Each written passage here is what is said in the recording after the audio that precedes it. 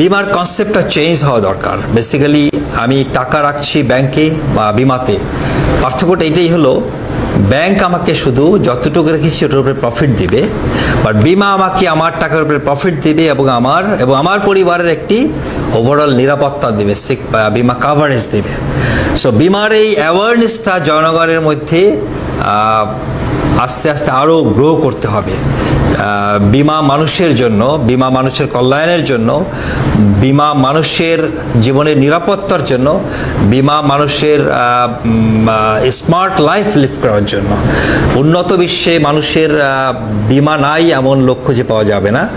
আমরা উন্নত বিশ্বের দিকেই এগোচ্ছি। 2041 সালের মধ্যে ইনশাল্লাহ আমরা ডেভেলপ কান্ট্রির কাতারে দাঁড়াবো। বাই দেন আমাদের সবারই বিমা হবে ইনশাল্লাহ।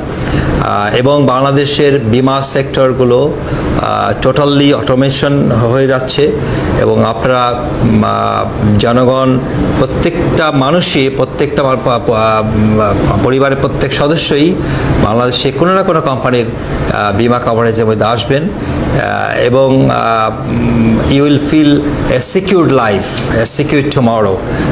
ইনশাল্লাহ আমরা ওই থিম নিয়ে আগাচ্ছি এবং আমরা ভালো কিছু দেওয়ার উদ্দেশ্যেই প্রতিনিয়ত কাজ করে যাচ্ছি। সবাই ভালো থাকবেন, ধন্যবাদ।